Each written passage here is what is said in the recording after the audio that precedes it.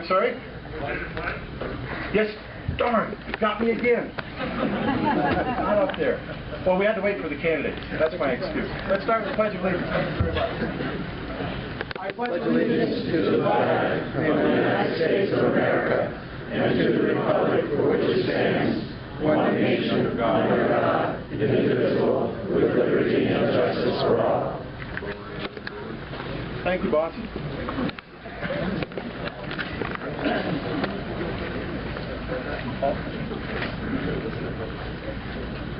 Now you guys have to share that microphone, so make sure that's on, Paul. You're going to be passing it back. Push it up. Testing. It's on. Very good. Okay, our first opening statement will be made by Paul Maroon. Paul, go ahead. Nope, right there. Good evening, folks. My name's Paul Maroon. I'm from Tupper Lake. And I know that there are over 150 questions tonight, and I'm sure they're on everything that you could think about in Washington. So let me give you a little background about myself. I'm born and bred in Tupper Lake, went to Siena College, went to law school. I've been in the Navy Reserves for 22 years, 2 years active after the 9/11 incident, mobilized in Washington, D.C. I worked for the Defense Intelligence Agency. In the community, I'm a volunteer fireman, Knights of Columbus, KSC, and other groups. I also worked for many years, and I know a lot of familiar faces are out there. I worked for Senator Stafford as his counsel, and I now work for Senator Little as her counsel.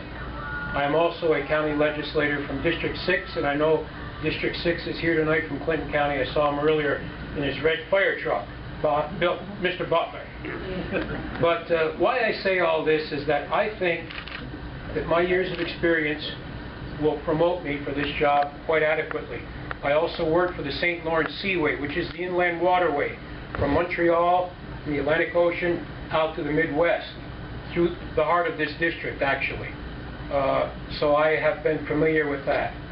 I want to work with you people to make the 23rd District a better place than it is now, and I want to work with all of you to make sure that we have a congressman, in this case, or if there was a woman candidate, to represent us like some of our great congressmen before us.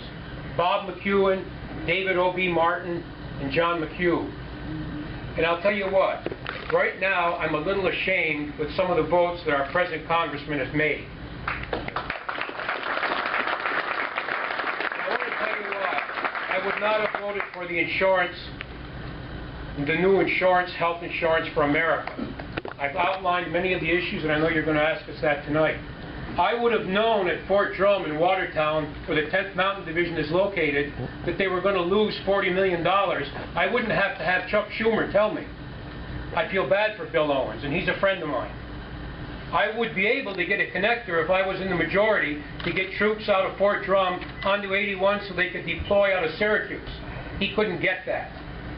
And for Bill Owens, a lawyer who's made over $750,000 last year, to say that tort reform was not important for health care in this country, that is just not the way to do business. So that's why I'm here tonight. In a nutshell, I look forward to answering all your questions, and I look forward to talking with you all after. Thank you very much.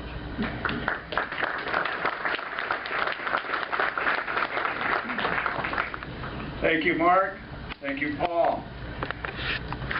Most people know who I am because I was here last year, and we're here again for the same reason. We're fed up.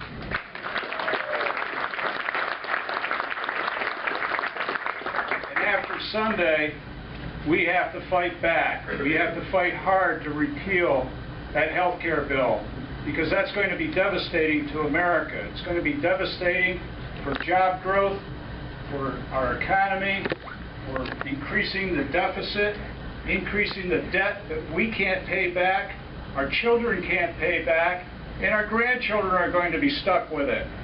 So we're here tonight. I think all of us are thinking the same, is that we have to fight for our grandchildren's future.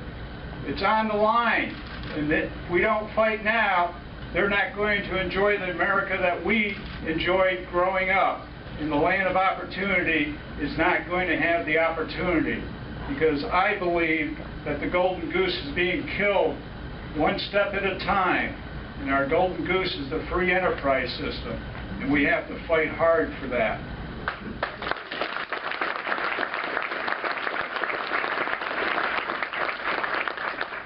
I grew up in this district. I was educated in this district. I served in the Army in this district in the National Guard, and I trained at Fort Drum. I started my career in this district as a CPA. I worked on the Olympic Committee as the CFO of the Olympic Committee, and we put on one of the greatest games that America ever saw and the world ever saw.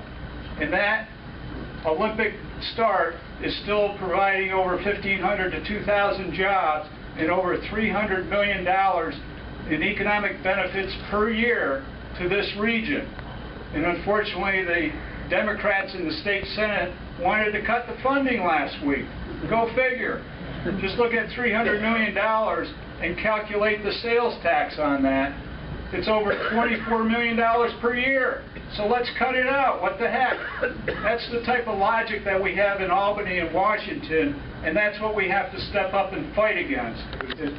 We cannot continue to run this country, run Albany and Washington the way we have, and just see it go down the tubes. We all have to stand up and fight back, and that's why we're here, and that's what we're going to do.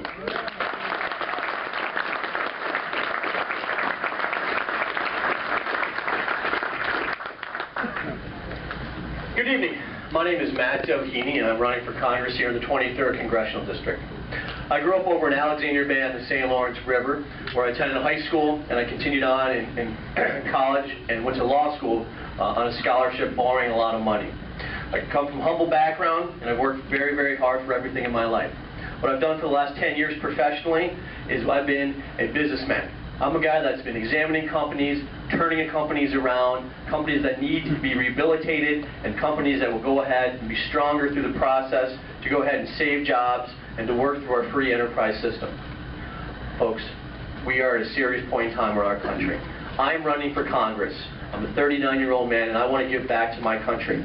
Right now, if you look at the ridiculous bills over the course of the last nearly 2 years that have been passed, you think about what happened with bailing out banks, insurance companies, and auto parts manufacturers.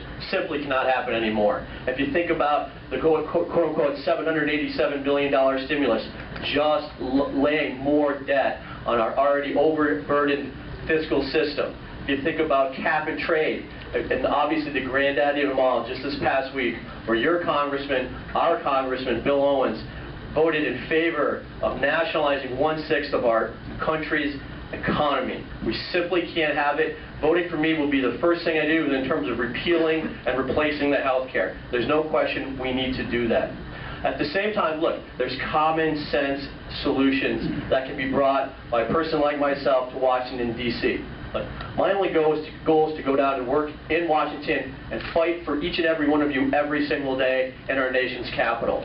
Saying no to bailouts, saying no to nationalizing our economy, saying yes to freedom, and saying yes to opportunity. Freedom and opportunity. Freedom from excessive taxation, overburdening regulation. Opportunity to go ahead and live the American dream. I've lived it. I want to make sure that your children, that grandchildren, that Doug's grandchildren have the same opportunities that I had and everyone in this room can have, but they're being truly jeopardized by the Obamas, the Pelosi's, and the Reids of the world. Look, folks, you need to decide over the course of the next 6 months who is going to be up to the task. There's only one task that we need to be worried about.